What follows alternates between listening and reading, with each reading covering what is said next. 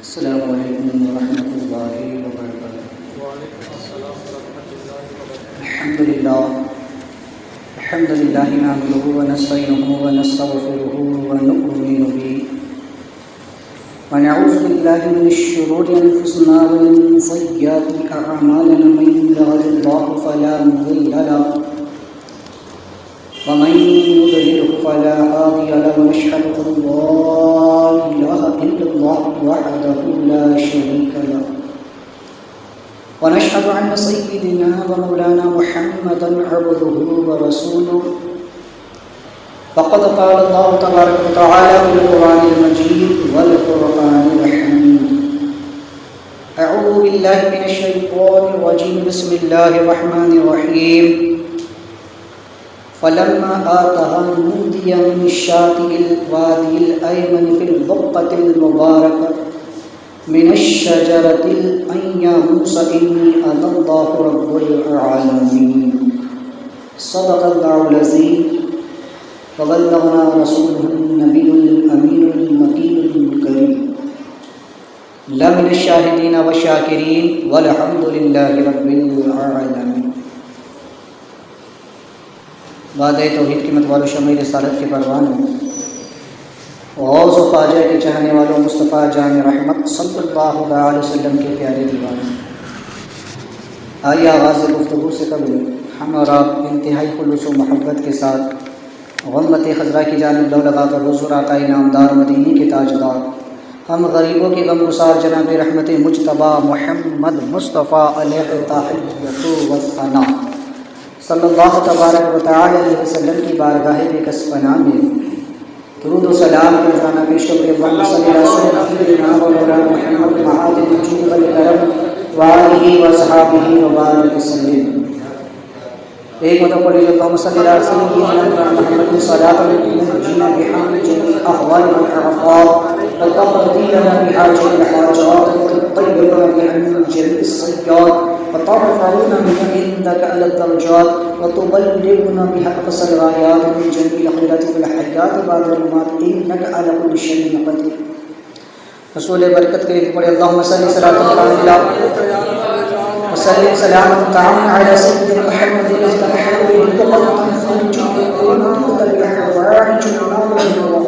وحسن الخواتم ويسقط الأمام بوجهه الكريم وعلى آله وصحابه في كل لمحة ونفس بعدد كل معلوم لك يا الله يا الله يا الله۔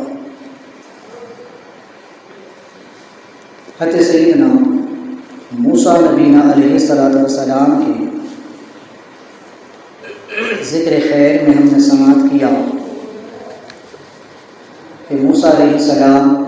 جب مدین سے مصر کی طرف لوٹنے لگے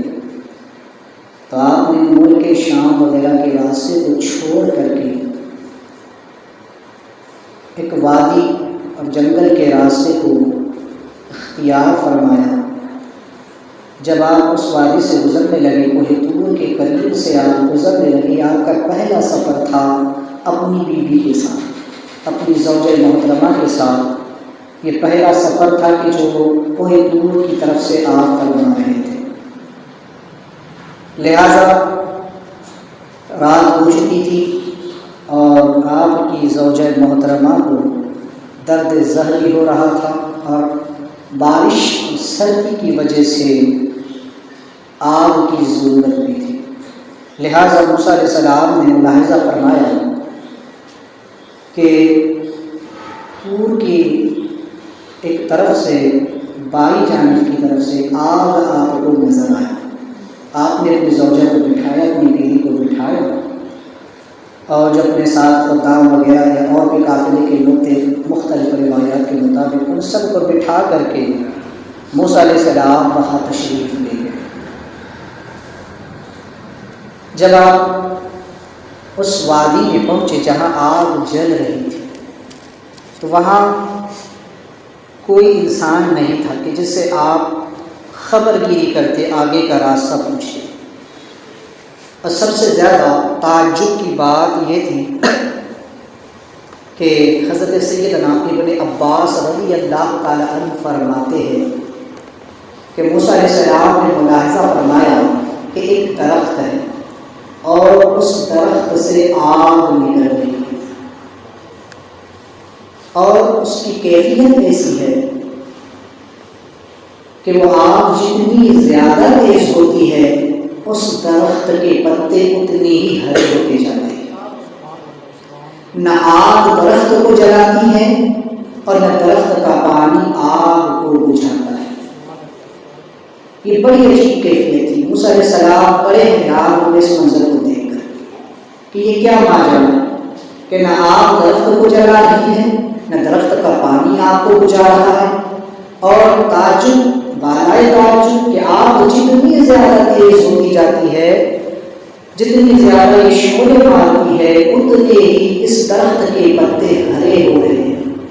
اتنا ہی زیادہ اس درخت پر نکھار آتا چلا جا رہا ہے۔ آپ جو ہے تو اسی تجسس میں تھے، یہی آپ خیال کرتے ہیں۔ پھر خیال کیا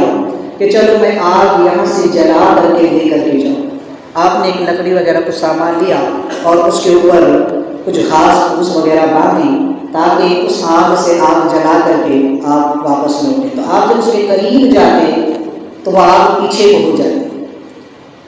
اور جب آپ پیچھے ہٹتے تو وہ پھر قریب کو ہو جاتی۔ موسیٰ علیہ السلام بڑے حیران ہوئے کہ آخر یہ ماجرا کیا ہے، یہ معاملہ کیا ہے۔ یہاں تک کہ اس درخت سے جو آگ نکل رہی تھی وہ درخت کون سا تھا، اس کے بارے میں مفسرین فرماتے ہیں کہ یا تو وہ عناب کا یا ساگوان یا باس یا سفیدے یا علق یا کیکر یا بیری یا زیتون یا پھر اوسج کا درخت تھا۔ یہ مختلف روایات ہیں کہ وہ درخت کون سا تھا۔ بہرحال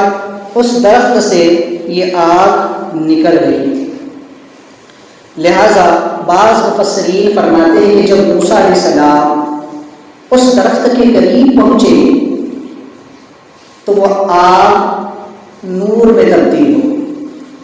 وہ نار نور میں بدل گیا۔ لہذا موسیٰ نبی علیہ السلام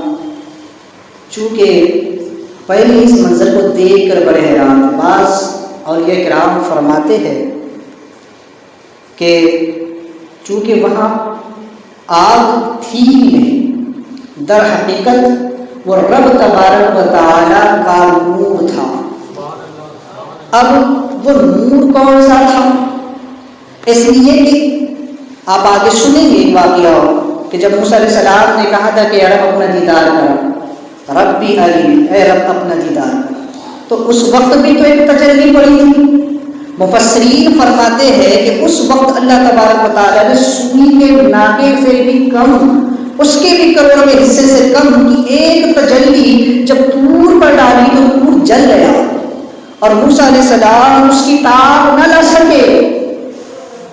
تو وہ بھی تو بعد کا معاملہ ہے، یہ تو ابھی شروعات ہے۔ تو پھر اس قدر رب کی تجلیات اور اس کے نور کا ظہور ہو رہا ہے، لیکن درخت جلتا نہیں، وہاں نور جل گیا، وہاں موسیٰ علیہ السلام پر کیفیت طاری ہو گئی، اور یہاں پر موسیٰ علیہ السلام جو ہے تو حیرت سے اس درخت کو دیکھ رہے تھے اور اس پر آپ کو تعجب ہو رہا ہے۔ تو یہاں پر اس کی بعض نے یہ تعبیر فرمائی ہے کہ اس درخت پر جو رب تبارک و تعالیٰ کا نور، اللہ تعالیٰ نے اپنے نور کی تجلی فرمائی، وہ صفات کا نور تھا۔ چونکہ وہاں موسیٰ علیہ السلام سے کلام کرنا تھا، اور کلام رب کی صفت ہے، کلام کرنا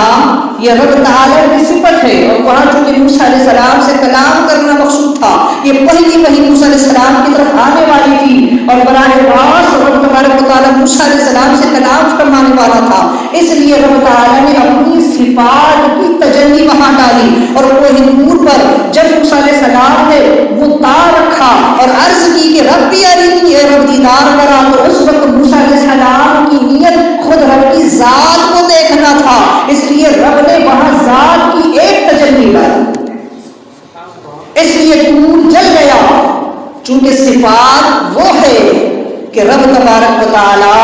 اپنی صفات کا مظہر اپنے بندوں کو بناتا ہے۔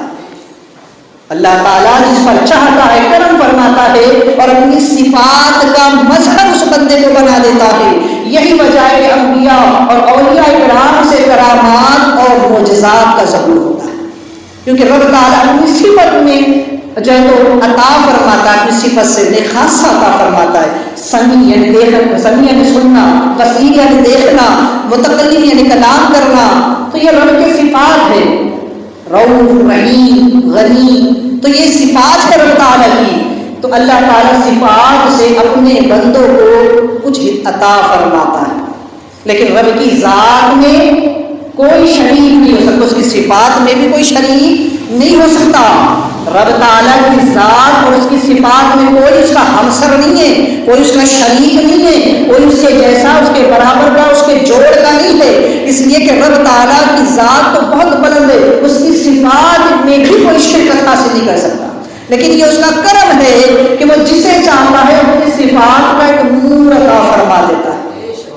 اپنی صفات سے اس کو نور عطا فرماتا ہے. اور پھر فرماتا ہے کہ اتقوا فراست المؤمنین فإنه ينظر بنور اللہ، کہ ڈرو مومن کی فراست سے، بے شک وہ اللہ کے نور سے دیکھتا ہے.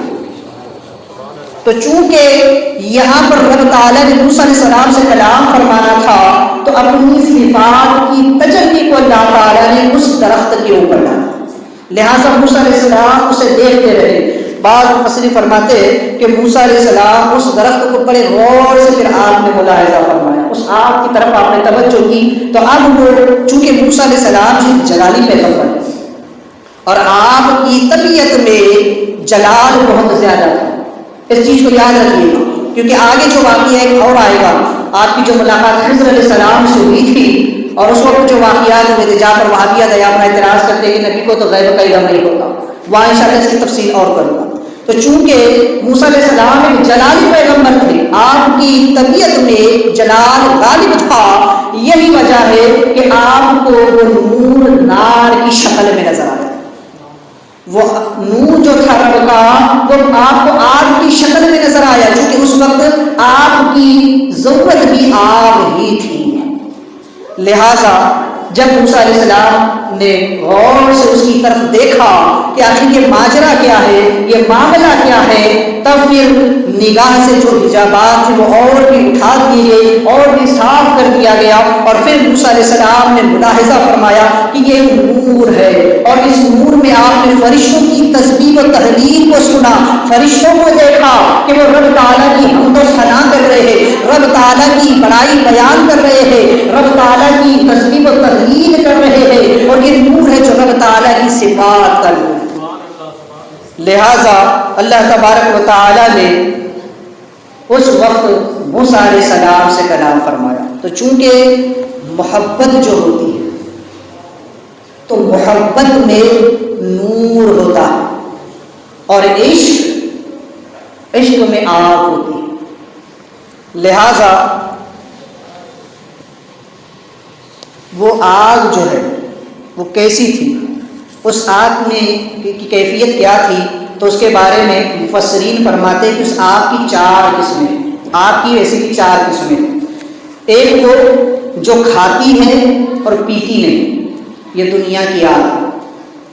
دوسری وہ جو کھاتی بھی ہے اور پیتی بھی ہے، وہ جہنم کی آگ. اور تیسری وہ جو کھاتی بھی نہیں اور پیتی بھی نہیں، وہ آگ ہے جو موسیٰ علیہ السلام نے دیکھی تھی. اور چوتھی وہ آگ جو پیتی ہے لیکن کھاتی نہیں،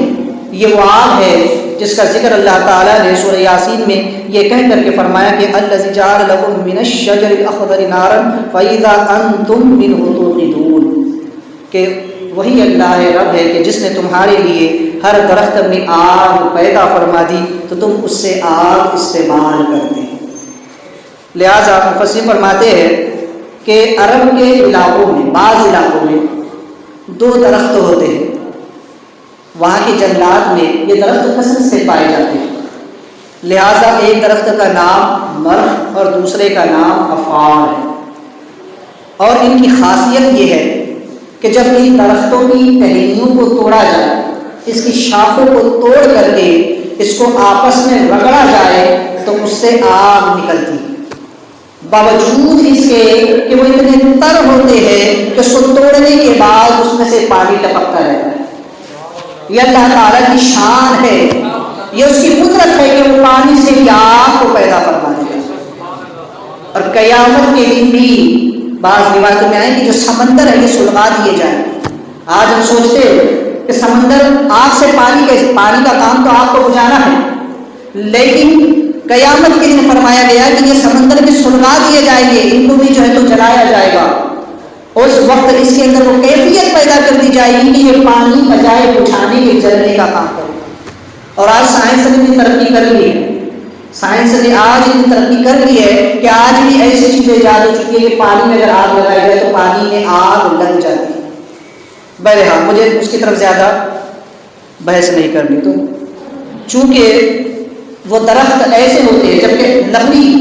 لکڑی کا کام خود جلنا ہوتا ہے، اب اگر اسی میں آگ ہو تو وہ تو جل جانی چاہیے، لیکن یہ رب تعالیٰ کی عظیم قدرت ہے، اس کی نشانیاں ہے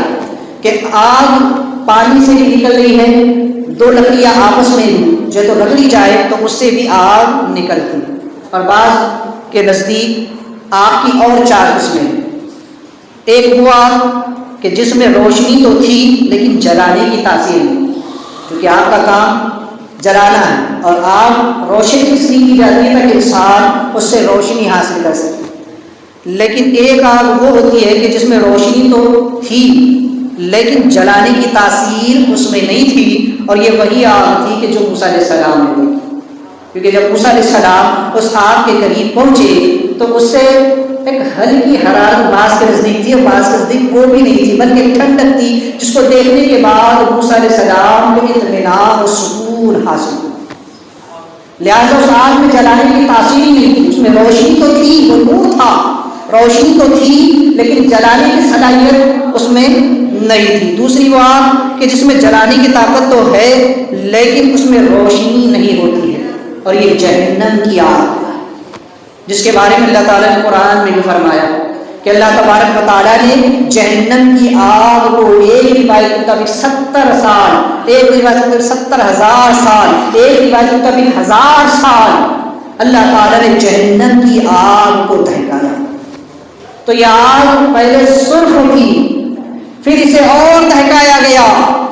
تو پھر یہ آگ پیلی ہوئی بعض کے نزدیک، اور بعض نزدیک یہ کہ وہ پہلے پیلی تھی بعد میں سرخ ہوئی، اور پھر اللہ نے اسے اور دہکایا، اس قدر اس آگ کو دہکایا گیا کہ اب وہ آگ بالکل کالی ہو چکی، اس میں جو ہے تو اندھیرا ہی اندھیرا ہے، لہٰذا اس میں روشنی نہیں ہے، اس لیے جہنمی جب جہنم پہ ڈالے جائے گا تو خوب اندھیرا ہوگا، آگ کی تپش تو ہوگی، آگ جلا تو نہیں ہوگی لیکن اس قدر اندھیرا ہوگا کہ کچھ نظر بھی نہیں آتا۔ اس لیے دنیا میں آگ کو دیکھتے ہیں کہ جو آگ دنیا میں ہے کبھی وہ اس کی کیفیت لال بھی ہوتی ہے، کبھی ہلکی پیلی بھی نظر آتی ہے، تو اس کی وجہ یہی ہے۔ لیکن یہ جو آگ ہے دنیا کی، اس پر اللہ تعالیٰ نے 70 مرتبہ رحمت کے پانی سے دھو کر زمین پر اتارا۔ اب جس آگ کو رب کائنات 70 مرتبہ رحمت کے پانی سے دھو کر زمین پر اتارے، اس آگ میں اگر انسان اپنا ہاتھ ڈالے تو وہ آگ سے جلا دیتی۔ انسان اگر اس آگ کے قریب بیٹھے زیادہ دیر تو یہ اس کے بدن کو جھلسا دیتی ہے۔ انسان اس آگ کو برداشت نہیں کر سکتا، جو آگ 70 مرتبہ رحمت کے پانی سے دھوئی گئی، اس آگ کو برداشت کرنے کی طاقت نہیں ہے، تو وہ آگ جہنم کی جو اس آگ سے 70 زیادہ تہذیب ہوئی ہے، 70 زیادہ گنا تیز ہے اور اندھیری ہے، اندھیرے میں ہے، اس قدر کالی ہے کہ کسی کو ہاتھ نظر نہ آئے، اس آگ کے جلانے کا عالم کیا، اور اس میں جب جہنمی ڈالے جائیں گے تو پھر ان کی کیفیت کیا ہو۔ آج اگر گناہ کرنے کا تصور بھی آئے تو انسان اس آگ کی طرف اپنے ہاتھ کو لے جائے۔ بعض بزرگان دین کا معاملہ گزرا بھی، بعض اولیاء ایسے بھی گزرے ہیں کہ جو اپنے پاس آگ کو جلا کر کے رکھتے تھے۔ کسی مرید نے پوچھا حضرت اس آگ کو جلانے کا مطلب کیا ہے، فائدہ کیا ہے؟ کہا کہ اس لیے جلاتا ہوں کہ جب میرا نفس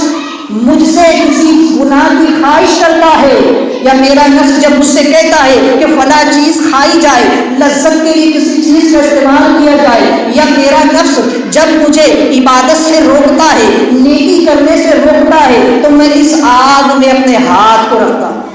اور کہتا ہوں کہ نفس دیکھ، اگر تو اس آگ کو برداشت کر لے گا تو پھر میں تیری خواہش کو پورا کر دوں گا، کیونکہ جو اس آگ کو برداشت کرے تو پھر کم سے کم وہ جہنم کی آگ کو برداشت کرنے کے قابل ہوگا۔ لیکن جب اس آگ کو برداشت کرنے کی صلاحیت نہیں ہے، جو 70 مرتبہ رحمت کے پانی سے دھوئی گئی، تو پھر وہ آگ جو 70 گنا زیادہ تیز ہے، اس آگ کو تو قیامت کے دن کیسے برداشت کرے گا؟ وہ آگ جو قبر میں دہکائی جائے گی، اس آگ کو کیسے برداشت کرے گا؟ تو میں اس طرح اپنے نفس کو گناہوں سے، لذت سے، خواہشات سے روکے رکھتا ہوں، اور عبادت کرنے میں اگر سستی کرتا ہے تو میں اسے اسی آگ سے ڈراتا ہوں۔ تو انسان کو چاہیے کہ وہ بھی تصور کرے کہ ہم اس آگ کو برداشت نہیں کر سکتے، تو اس آگ کو کیسے برداشت کریں گے؟ تو بہرحال تیسری وہ آگ ہے کہ جس میں روشنی بھی پائی جاتی ہے اور جلانے کی بھی طاقت ہے، یہ دنیا کی آگ کہ جس میں روشنی بھی ہے اور جلانے کی صلاحیت بھی ہے۔ اور چوتھی آگ وہ ہے کہ اس میں روشنی بھی نہیں اور جلانے کی تاثیر بھی نہیں ہے، یہ وہی آگ ہے جو درخت سے نکلتی ہے۔ لہٰذا جو آگ درخت سے نکلتی ہے، جس کا ذکر آپ نے پہلے سنا، تو اس میں نہ تو روشنی ہوتی ہے اور نہ ہی اس میں جلانے کی تاثیر ہوتی ہے۔ تو لہٰذا محبت جو ہے، جب انسان کسی سے محبت کرتا ہے تو اس میں ٹھنڈک ہوتی ہے، ایک انس ہوتا ہے، لہٰذا اسے نور سے تعبیر کیا گیا۔ اور جب محبت بہت زیادہ بڑھ جائے کہ محبوب کے بغیر رہا نہ جائے، تو پھر سمجھ لیجیے کہ وہ محبت عشق میں تبدیل ہو گئی، اب وہ نور نار میں بدل گیا ہے۔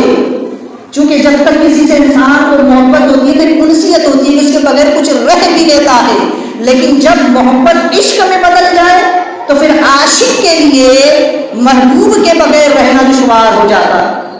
جو لوگ ایک دنیا کی محبت ہوتی ہے اور ایک حقیقی محبت ہوتی ہے، محبت مجازی اور محبت حقیقی، جو لوگ محبت مجازی میں گرفتار ہوتے ہیں، جو کسی عورت کی محبت میں گرفتار ہوتے ہیں، یا پھر یوں کہ اولاد سے بھی محبت کرے، ماں باپ سے محبت کرے، دوست احباب سے محبت کرے، کسی سے محبت کرے، تو یہ محبت ایک حد تک ہوتی ہے، لیکن جب یہ آگے بڑھتی ہے تو پھر یہ عشق کی کیفیت اختیار کر لیتی ہے۔ اور عشق میں ہوتا یہ ہے کہ پھر محبوب کے لیے، معشوق کے لیے، عاشق کے لیے معشوق کے بغیر رہا نہیں جاتا۔ تو جب تک موسیٰ علیہ السلام رب سے محبت فرما رہے تھے تو محبت کا ایک نور تھا، لیکن جب محبت حد سے بڑی اور وہ عشق میں تبدیل ہو گئی تو پھر وہ نار بھی جو ہے تو نور جو ہے تو نار میں بدل گیا تھا۔ تو لہٰذا ایک ہوتی ہے عشق کی آگ، اور یہ عشق کی آگ وہ ہوتی ہے، عشق حقیقی کی آگ وہ ہوتی ہے کہ جس دل میں یہ لگ جائے، جس سینے میں یہ لگ جائے، یہ تمام آگوں کو بجھا دے۔ سرکار اعظم فرمایا، اے عشق تیرے صدقے جلنے سے چھٹے سستے، جو آگ بجھا دے گی وہ آگ لگا دی۔ عشق کی آگ وہ ہے کہ انسان اگر حضور سے سچا عشق کرے، اللہ و رسول سے سچا عشق کرے، جب اس کی محبت تو یہ ہے کہ انسان نمازوں کو پڑھ لے، محبت یہ ہے کہ انسان نیکی کر لے، محبت تو یہ ہے کہ انسان حضور اور اللہ تبارک و تعالیٰ کے بتائے ہوئے قوانین پر عمل کرے، لیکن عشق یہ ہے کہ محبوب کی ہر ادا کو اپنایا جائے، عشق یہ ہے کہ بغیر حضور کو دیکھے اسے قرار نہ آئے۔ بعض مفسرین کا معاملہ، بعض اولیاء اللہ کا معاملہ تو یہ ہے کہ وہ فرماتے ہیں کہ حضور ایک لمحے کے لیے بھی ہماری نگاہ سے غائب نہیں ہے، اگر حضور ہماری نگاہوں سے غائب ہو جائے تو ہم اپنے آپ کو منافق خیال۔ بعض اولیاء اللہ کا معمول یہ ہے کہ جب وہ نماز پڑھتے ہیں اور کہتے ہیں السلام علیکم ایھا النبی حالت نماز میں، تو وہ حضور کی طرف توجہ کرتے ہیں، حضور کو دیکھتے بھی ہیں، سلام کرتے ہیں السلام علیکم ایھا النبی، اور وہاں سے حضور جواب بھی دیتے ہیں۔ جب یہ جواب سن لیتے ہیں تب آگے بڑھتے ہیں السلام علیکم وعلی عباد اللہ الصالحین۔ تو حضور سے یہ عشق ہے، جب عشق اس حد تک پہنچ جائے تو پھر اس کی کیفیت بھی اور ہوتی ہے۔ جب یہ آگ کسی کے دل میں لگ جائے تو سرکار فرماتے ہیں کہ یہ وہ آگ ہے کہ جو ہر آگ کو بجھا دیتی ہے۔ روایت میں آتا ہے کہ جب وہ شاہ پل صراط سے گزریں گے. جب حضور کے عاشق پل صراط سے گزریں گے تو جہنم پکار کر کہے گی کہ اے عاشق رسول فوراً گزر جا، اس لیے کہ تیرے سینے کی آگ، تیرے نور کی آگ، جو تیرا نور ہے محبت کا، جو تیری عشق کی آگ ہے، وہ میری آگ کو سرد کر دے، وہ جہنم کی آگ اس سے سرد ہو جائے. تو لہٰذا عشق وہ چیز ہے، لیکن عشق حقیقی ہو، اللہ و رسول سے سچا عشق ہو تو پھر اس کی کیفیت ہی کچھ اور ہوا کرتی ہے. لہذا جب موسیٰ علیہ السلام اس درخت کے قریب پہنچے اور اس کی کیفیت بدل گئی، اور پھر آپ نے دیکھا کہ ایک عظیم نور ہے اور اس نور کے درمیان یا اس نور میں فرشتے اللہ کی تسبیح و تحلیل بیان کر رہے ہیں. تب موسیٰ علیہ السلام نے جانا کہ یہ رب تبارک و تعالیٰ کا جو ہے تو نور ہو سکتا ہے، لیکن ابھی چونکہ کلام ہوا نہیں ہے. اب موسیٰ علیہ السلام بڑی حیرت سے جو ہے تو وہاں اس منظر کو دیکھ رہے ہیں. اسی وقت رب تعالیٰ کی طرف سے جو ہے تو پہلا خطاب ہوتا ہے اور اللہ تعالیٰ نے فرمایا یا موسیٰ انی انا ربک فاخلع علیک انک بالوادی المقدس طویٰ.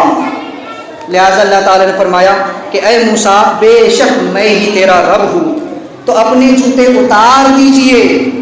آپ جو ہے تو پاک جنگل طویٰ میں موجود ہیں. لہٰذا موسیٰ علیہ السلام چونکہ اس مقام پر پہنچ چکے تھے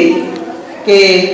جسے مقام طویٰ کہا جاتا ہے، یہ کوہ طور کی ایک وادی کا نام. دراصل دو پہاڑوں کے درمیان جو خالی جگہ ہوتی ہے اس کو وادی کہا جاتا ہے. لہٰذا ایسی ہی ایک وادی ملک شام میں کوہ طور کے جو ہے تو دامن میں واقع ہے، جہاں سے اکثر انبیاء علیہ السلام گزرے. انشاءاللہ میں اس کو آئندہ ہفتے جو ہے تو اس کی تشریح کروں گا. بعض اس کے اندر جو نکات ہے انشاءاللہ تعالیٰ اس کو آئندہ ہفتے میں تفصیل کے ساتھ عرض کروں گا. تو چونکہ وہ ایک ایسی وادی تھی کہ جہاں سے اکثر انبیاء علیہ السلام کا گزر ہوتا تھا، تو وہ بڑی مقدس وادی تھی. تو جس کا ذکر اللہ تعالیٰ نے کچھ اس طریقے سے بھی فرمایا کہ اے موسیٰ تم جو ہے تو پاک وادی کے درمیان کھڑے ہو. اور ایک مقام کو فرمایا کہ شاطئ الوادی الایمن فی البقعۃ المبارکہ، کہ یہ بڑی مبارک وادی ہے، یہ بڑی مبارک جگہ ہے جہاں پر آپ پہنچ چکے ہو، لہٰذا آپ اپنے جوتے کو اتار دیجیے. یہاں پر مفسرین نے الگ الگ اقوال نقل فرمائے. بعض فرماتے ہیں یہ جوتے اتارنے سے مراد یہ ہے کہ چونکہ وہ پاک مقدس جگہ تھی جہاں سے انبیاء علیہ السلام کا گزر ہوتا تھا، لہٰذا. اور بعض نے یہ مراد لیا ہے کہ جوتے اتارنے سے مراد یہ ہے کہ آپ اپنے دل سے اپنی بیوی اور اپنے بیٹے کا خیال نکال دیجیے. بعض نے یہ مراد لیا کہ موسیٰ آپ جگہ پر آ چکے ہو، دنیا و آخرت کے خیال کو وہیں پر چھوڑ دیجئے اور میرے جلووں کے اندر آ کر گم ہو جائے. لہٰذا دیگر مفسرین نے یا اولیاء کرام نے اس کی الگ الگ جہت و تعبیر فرمائی ہے. تو لہٰذا موسیٰ علیہ السلام نے جب رب تعالیٰ کا کلام سنا تو آپ نے کہا کہ اے آواز دینے والے تو کون ہے، چونکہ یہ پہلا کلام تھا. لہٰذا کہا کہ موسیٰ علیہ السلام نے یہ کون ہے، تو فرمایا گیا کہ آپ نے فرمایا کہ انی انا ربک، بے شک میں تیرا رب ہوں. اے موسیٰ میں تیرا رب ہوں. آپ نے کہا کہ اللہ، اور ایک مقام پر جو تو فرمایا انی جو انا رب العالمین فرمایا گیا. تو لہٰذا موسیٰ علیہ السلام نے سے فرمایا کہ سبحان اللہ رب العالمین، یعنی پاک ہے وہ رب جو سارے جہانوں کا پالنہار، سارے جہانوں کا پالنے والا. لہٰذا موسیٰ علیہ السلام نے اپنے دونوں ہاتھ اپنی آنکھوں پر رکھ لیے اور فرمایا کہ اے رب میں تیری آواز کو سن رہا ہوں لیکن میں تجھے دیکھ نہیں پا رہا ہوں. لہٰذا رب نے فرمایا کہ موسیٰ میں تیرے آگے پیچھے دائیں بائیں ہر طرف سے تجھے احاطہ کیے. لہٰذا چونکہ اس وقت رب کو دیکھنا ممکن نہ تھا، لہٰذا موسیٰ علیہ السلام جان گئے کہ یہ رب تعالیٰ ہی کا کلام ہے، رب تعالیٰ ہی کی طرف سے یہ وحی پہلی آئی ہے. لہٰذا وحی سے موسیٰ علیہ السلام کی نبوت کا آغاز ہوتا ہے. لہٰذا چونکہ اس درخت سے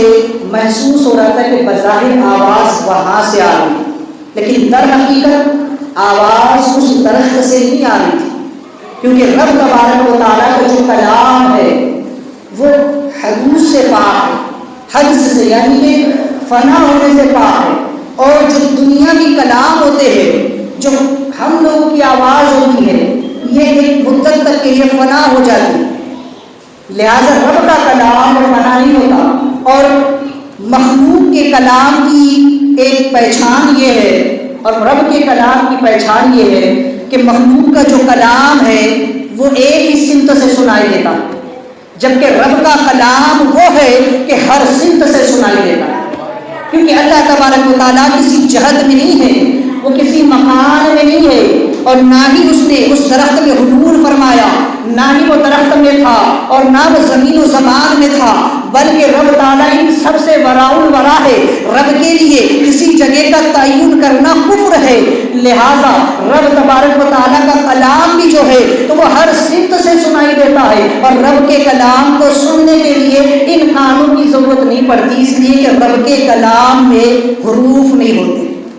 چونکہ ہمیں سمجھنے کے لیے حروف کی ضرورت ہے، ہم حرف کو سن کر اس سے کلام بنتا ہے، اور جب اسے سنتے ہیں تب ہم جا کر کے سمجھتے ہیں۔ ہم ان کانوں سے جب کوئی بات سنتے ہیں، آواز سنتے، تو ہر آواز کا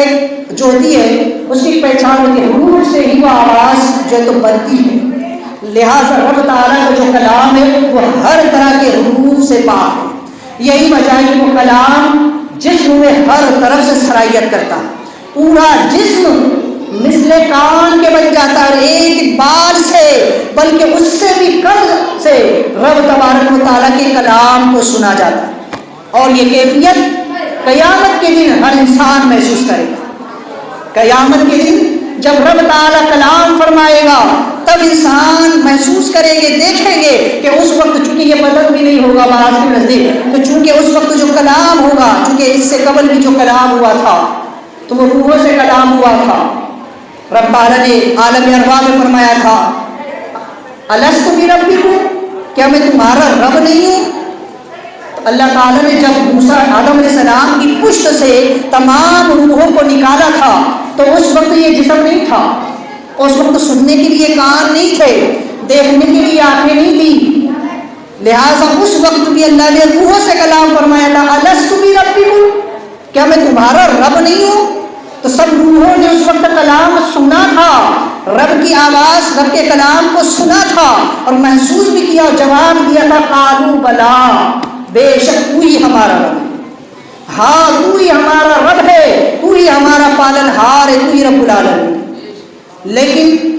چونکہ انسان جب دنیا میں آیا اور جب اس بشریت کے لباس میں وہ ملبوس ہوا اور اس پر مٹی کے آثار یا بشریت کے آثار جب غالب آئے، چونکہ انسان کا جو وجود ہے، یہ جو وجود ظاہری ہے یہ عناصر اربعہ سے بنا ہوا، خاک، آگ، بال، آگ، مٹی سے، ہوا سے، پانی سے اور آگ سے، ان چار چیزوں کا مجموعہ انسان کا یہ جسم، جبکہ روح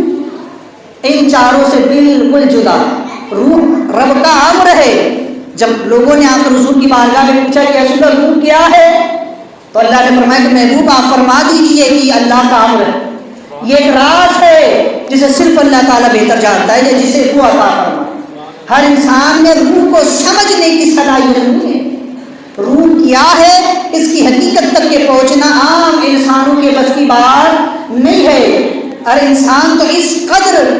جو ہے تو آج میں کہتا ہوں اس قدر جاہل ہے کہ وہ تو اپنے آپ سے واقف نہیں ہے، وہ اپنے ظاہری وجود کو سمجھنے کی صلاحیت نہیں رکھتا کہ اس کا اپنا وجود کتنے عناصر سے اور کیسے بنا ہے اور کون سا عنصر کب غالب آتا ہے، تو اس سے اس کے جسم پر کیا اثر مرتب ہوتا ہے۔ جب خاک غالب آتی ہے تو جسم کی کیفیت کیا ہوتی ہے، جب آگ غالب آتی ہے تو جسم پر کیا اثر پڑتا ہے، جب جو ہے تو اس کے جسم پر پانی غالب آتا ہے یا ہوا غالب آتی ہے تو کون سی جسم کی جو تو چیز اس سے متاثر ہوتی ہے، انسان کو تو یہ بھی خبر نہیں۔ غصے میں آگ کا اثر ہے، عاجزی میں مٹی کا اثر ہے،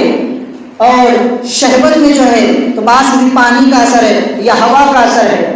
اور انسان کو جو دیگر خواہشات ہوتی ہے اس میں پانی کا اثر ہے۔ تو یہ کیفیات انسان کی آتی رہتی ہے کہ یہ کب ہوتا ہے؟ جب انسان کے بدن پر اسی کی کوئی ایک چیز اس پر غلبہ حاصل کر لیتی ہے. اور روح وہ ہے کہ اگر انسان اپنی روح کو مضبوط کر لے تو روح ان چاروں پر غلبہ حاصل کر لے. جب روح ان چاروں پر غالب آ جائے تو پھر روح جو چاہتی ہے وہ کرتی ہے، جہاں چاہتی ہے اس جسم کو اپنے ساتھ لے جاتی ہے. آج ہماری روح کمزور ہے، اس لیے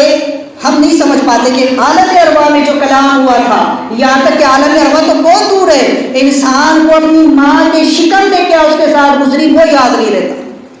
بلکہ وہ بھی دور ہے. انسان جب دنیا میں آتا ہے اور اس کا وہ زمانہ جو شیخ خارجی کا ہوتا ہے، اس وقت اس کے ساتھ کیا گزرا اس کو تو وہ بھی خبر نہیں ہوتی. لیکن اللہ کے ولیوں کا معاملہ یہ ہوتا ہے کہ انہیں اپنے بچپن کی بھی خبر ہوتی ہے. تو ماں کے شکم میں ہوتے سرکار وہ سے پاک فرماتے میری والدہ جو غذا کھاتی تھی، جو دوائی کھاتی تھی، میں اس کے اثر کو اور اس کی لذت کو اپنی ماں کے شکم میں محسوس کر لیا کرتا ہوں.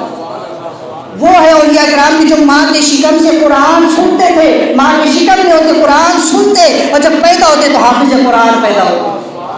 یا اولیاء کی شان، ان کی روح اتنی مضبوط ہوتی ہے کہ وہ جانتے ہیں. اسی لیے بعض اولیاء کا معاملہ یہ ہے کہ الستو بربکم، جب انہوں نے سنا تھا عالم ارواح میں، تو چونکہ جب رب نے یہ کلام فرمایا تھا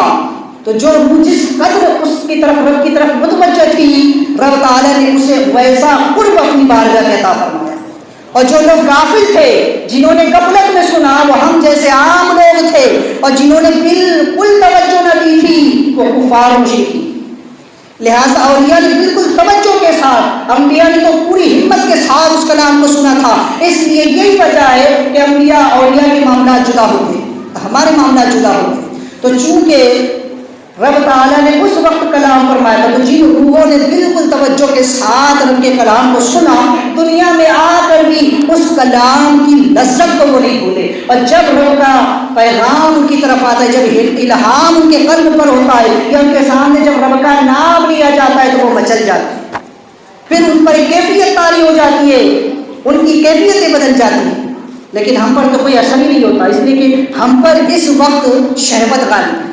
اس وقت ہم پر جسم کے یہ چاروں عناصر جو ہے انہوں نے روح پر قبضہ کر رکھا ہے، اور ان کی صفات جو ہے وہ روح پر غالب آ گئی. اس لیے انسان اس لذت کو بھول چکا ہے، ان معاملات کو بھول چکا ہے کہ جو عالم ارواح میں ہو گئے تھے. تو اولیاء اللہ نے جب سنا تھا تو جس نے جس پردے میں سنا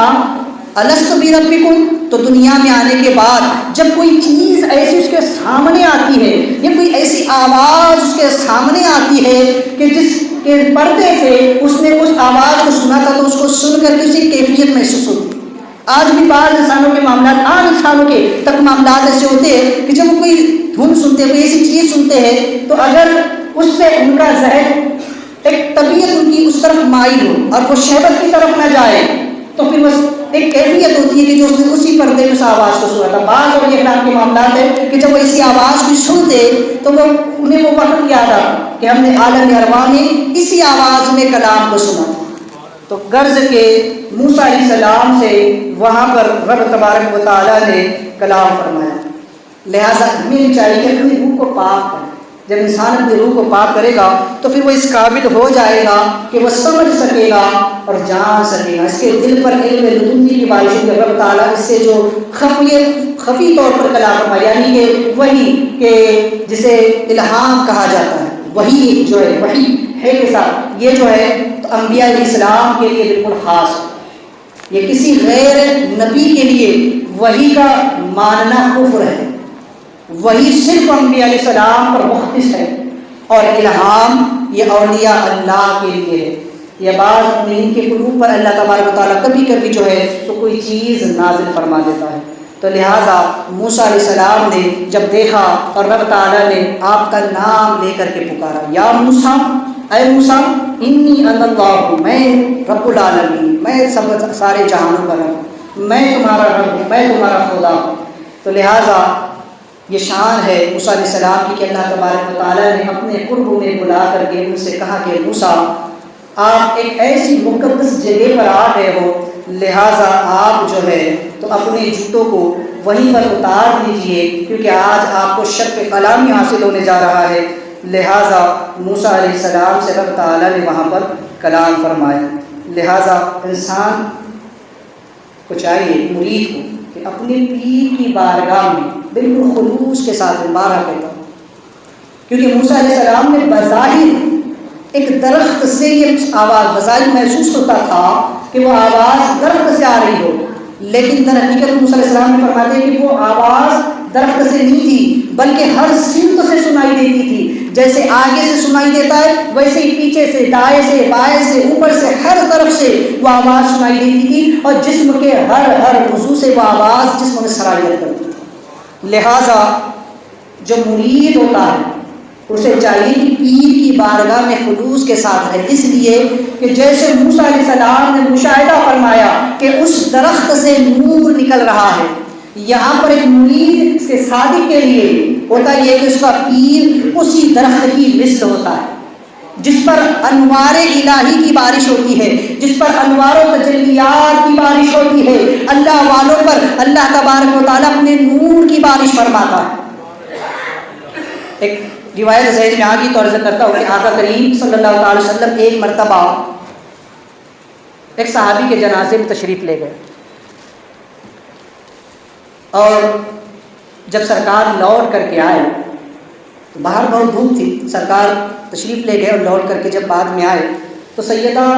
عائشہ صدیقہ رضی اللہ تعالی عنہا سرکار سلام کو بڑے غور سے دیکھ رہے، سرکار کے کبھی سر مبارک کو چھوتی، کبھی آپ کی زلفوں کو چھوتی، کبھی آپ کے پہن شریف کو چھوتی، اور بڑی حیرت سے سرکار کو دیکھ رہے۔ سرکار نے فرمایا عائشہ کیا بات ہے، آج اس قدر تم حیران کیوں ہو، یہ معاملہ کیا ہے؟ تو سیدہ عائشہ فرماتی کہ یا رسول اللہ جب آپ تشریف لے گئے تو تھوڑی ہی دیر کے بعد بارش شروع ہو گئی، اور آپ کے آنے سے پہلے تک یہ بارش ہوتی رہی، میں یہ دیکھ رہی ہوں کہ آپ کے بدن پر پانی کا ایک چھینٹا تک نہیں ہے، آپ کے جسم پر پانی کا ایک قطرہ تک نہیں ہے، آپ کی زلف مبارک بھی نہیں بھیگی، آپ کے کپڑے شریف بھی تر نہیں ہوئے ہیں، لہٰذا میں حیران ہوں کہ اتنی زوروں کی بارش ہوئی ہے لیکن آپ کا بدن بھیگا نہیں ہے۔ سرکار فرماتے عائشہ باہر تو بڑی دھوپ پڑی ہے، میں تو دھوپ میں چل کر کے آ رہا ہوں۔ سیدہ عائشہ فرماتی یا رسول اللہ لیکن میں نے بارش ہوتے دیکھی ہے۔ سرکار نے فرمایا اے عائشہ کہ میرے جانے کے بعد تم نے میرے استعمال کی کوئی چیز استعمال کی تھی؟ کہا ہاں یا رسول اللہ، آپ کی وہ مبارک چادر جسے آپ ہمیشہ اوڑے رکھتے ہیں اور جس کے جھرمٹ میں روح الامین وہی لے کر اترتے ہیں، میں نے آپ کے جانے کے بعد آپ کی چادر کو اوڑھ لیا تھا۔ سرکار فرماتے عائشہ وہ بارش کوئی دنیا کی بارش نہ تھی بلکہ وہ علم الہی کی بارش، وہ انوار الہی کی بارش تھی۔ یہی وجہ ہے کہ سیدہ عائشہ اجتہاد کے مرتبے کو پہنچی، کیونکہ وہ ساتھ چادر جو سرکار جس کو اوڑھتے تھے اور جس کے جھرمٹ میں روح الامین وہی لے کر اترتے تھے، اور جس کے بارے میں فرمایا گیا یا ایھا المزمل، اے بلا پوش اوڑھنے والے، اس مبارک چادر کو جب سیدہ عائشہ نے اوڑھا تو آپ پر علم کی ایسی بارش ہوئی، انوار الہی کی ایسی بارش ہوئی۔ یہی وجہ کہ سیدہ عائشہ اجتہاد کے مرتبے کو پہنچی، اتنا علم سیدہ عائشہ کو تھا، لہٰذا اللہ والوں پر ہر وقت بارش برستی ہے۔ اسی لیے کہا گیا کہ ان کے ذکر میں بھی اللہ تبارک و تعالیٰ کا نور برستا ہے، ان کا جہاں ذکر ہوتا ہے رحمت الہی کا وہاں نزول ہوتا ہے۔ تو جو پیر ہوتا ہے پیر پر ہر وقت رب کی طرف سے انوار و تجلیات کی بارش ہوتی ہے۔ مرید کو چاہیے کہ وہ بالکل قلب صادق کے ساتھ سچی نیت کے ساتھ اپنے پیر کی بارگاہ میں حاضر رہے، اپنی نگاہوں کو شہوت سے پاک کرے، گندگیوں سے پاک کرے، اور پھر پیر کو دیکھے تو وہ رب کے جلووں کو دیکھے گا، کیونکہ یہ پہلا مرتبہ فناف الرسول کا فناف الشیخ کا ہوگا، اور جب وہ اس مرتبے کو پہنچے گا تو پھر اس کی کیفیت یہ ہوگی کہ وہ پیر میں اپنے رسول کو دیکھے گا، پیر کے جلوے میں اسے رسول کا جلوہ نظر آئے گا، وہ فناف الرسول کے مرتبے پہ پہنچے گا، اور جب وہ اس جلوے میں گم ہوگا تو پھر وہ مقام آئے گا کہ وہ پیر کی صورت میں اپنے رب کے جلووں کا مشاہدہ کرے گا۔ یہ فناف اللہ کا مرتبہ ہوگا، تو یہ اسے وہاں سے حاصل ہوگا اپنے پیر کی بارگاہ سے، وہاں سے اس کو ولایت ملی۔ موسیٰ علیہ السلام اس درخت کے قریب گئے جہاں رب نے اپنی تجلیات کا ظہور فرمایا، اور وہاں سے نبوت کو جو ہے تو اعلان کا حکم دیا گیا۔ موسیٰ علیہ السلام جب لوٹے تو اعلان نبوت کے ساتھ لوٹے، لہٰذا مرید جب اس صد کے نیت کے ساتھ پیر کی خدمت میں پہنچے گا، اس کی خدمتیں انجام دے گا، تو پھر وہ وقت آئے گا کہ جب وہ پیر کی بارگاہ سے نکلے گا تو خود بھی ولی بن کر کے نکلے گا۔ بعض اولیاء اللہ کے معاملات ایسے تھے کہ کئی برسوں تک عبادت کرتے اور جب حجرے سے باہر نکلتے تو جس پر نظر پڑ جاتی اس کو ولی بنانا. حضرت غالب جنید بغدادی رحمۃ اللہ تعالی علیہ کسی بزرگ کے بارے میں مشہور ہے کہ وہ کئی برسوں تک جو ہے تو اپنے حجرے میں عبادت کرتے رہے. جب باہر نکلے تو ایک بھی مرید نہ تھا, سامنے کتا بیٹھا ہوا تھا, اسی کتے پر نظر پڑ گئی, اس کتے پر نظر پڑی, اس کتے کو اللہ نے ولایت عطا فرمائی. اس کتے کی کیفیت یہ ہو گئی کہ جب وہ کتا کبھی راستے سے گزرتا تو سارے کتے ادب سے اس کے لیے جگہ چھوڑ, جہاں وہ بیٹھ جاتا سارے کتے اس کے گرد حلقہ بنا کر بیٹھ جاتے. یہ اللہ والوں کی نگاہوں کا عالم ہے. اگر انسان میں پڑ جائے تو پھر اس کو کہاں سے کہاں پہنچا دیتے. نگاہ ولی نے وہ تاثیر دیکھی, بدلتی ہزاروں کی تقدیر دیکھی. لہٰذا ان کے قرب میں رہو, ان کے فیض پاتے رہو. اللہ تبارک و تعالیٰ اپنے حقدار صاحب اللہ علیہ وسلم کے طفیل ہمیں ان سے فیض و برکات دینے کی توفیق عطا فرمائے. حضرات, چونکہ مسائل کا سلسلہ شروع ہے اور اس ضمن میں پچھلے جمعہ نماز کی چوتھی شرط وقت سے متعلق ہم نے سماعت کیا تھا. آج نماز کی 5ویں شرط یعنی نیت. نیت بخاری و مسلم میں حضرت سیدنا عامر بن سید عمر فاروق رضی اللہ تعالیٰ سے مروی ہے کہ وہ فرماتے ہیں کہ حضور 10 وسلم نے ارشاد فرمایا کہ انما الاعمال بالنیات, عمل کا دار و مدار نیتوں پر. لہٰذا نماز جب ہم پڑھیں تو اس کی شرائط میں داخل ہے کہ ہماری نیت ہو کہ ہم کون سی نماز پڑھتے ہیں, کس وقت کی پڑھتے ہیں. لہٰذا نیت دل کے پکے ارادے کو کہتے ہیں. محض جاننا نیت نہیں, تا وقتیہ ارادہ نہ ہو, یعنی جب تک کہ انسان اپنے دل میں کوئی ارادہ نہ کر لے وہ نیت نہیں. صرف جاننا کسی چیز کا وہ نیت نہیں کہلاتا ہے. زبان سے نیت کرنا مستحب ہے, اور نماز کی نیت کے لیے عربی زبان میں نیت کرنے کی کوئی اس کے لیے ضروری نہیں ہے. اردو میں بھی انسان کہہ سکتا ہے, البتہ اگر وہ عربی میں کر لے تو اس کے لیے مستحب ہے, زیادہ ثواب ہے. لیکن اگر کسی کو عربی میں نیت کرنا نہیں آتی تو وہ اردو میں بھی اپنی ساری زبان, جس زبان میں وہ آتی ہے وہ زبان میں بھی اپنے دل میں صرف ارادہ کر لے تو بھی کافی, زبان سے کہہ لے تو یہ افضل ہے. احوت یہ ہے, یعنی سب سے زیادہ احتیاط اس میں ہے کہ تکبیر تحریمہ کہتے وقت نیت حاضر ہو. یعنی جس وقت ہم تکبیر تحریمہ یعنی کہ نماز کی پہلی تکبیر کہتے ہیں اللہ اکبر, اس وقت دل میں نیت ہونی چاہیے کہ کون سی نماز پڑھ رہا. بعض کے نزدیک یہ ہے کہ اگر اس وقت میں کسی کی نیت حاضر نہ تھی تو بعض علماء کے نزدیک اس کی نماز ہی نہیں. کسی نے بس آیا کہ اللہ اکبر کہہ کے باندھ دیا, نماز کون سی, نماز میں سوچ رہا ہے کہ مجھے نماز کون سی پڑھنی ہے, کون سی نماز, چلو یہ پڑھ لیتا, تو اس کی نماز نہیں, کیونکہ تکبیر تحریمہ سے پہلے اس نیت کا ہونا شرط ہے. پہلے اس کے دل میں ارادہ ہو کہ مجھے سنت پڑھنی ہے, کہ فرض پڑھنی ہے, کہ نفل پڑھنی ہے, کہ وتر پڑھنی ہے, تو پہلے ارادہ ہو تکبیر تحریمہ, یا کم سے کم تکبیر تحریمہ کہتے وقت اس کے دل میں ارادہ ہو کہ میں یہ نماز پڑھتا ہوں. تکبیر کہہ دیا اللہ اکبر, اور اب سوچتا ہے کہ نماز نہیں پڑھنی ہے تو نماز نہیں ہوگی. لہٰذا ان مسائل کو ذہن میں رکھ کر اپنی نماز کو درست کرنے کی توفیق کرے, درست کرنے کی جو ہے تو اللہ توفیق عطا فرمائے. استغفر اللہ ربی من کل ذنب و اتوب الیہ.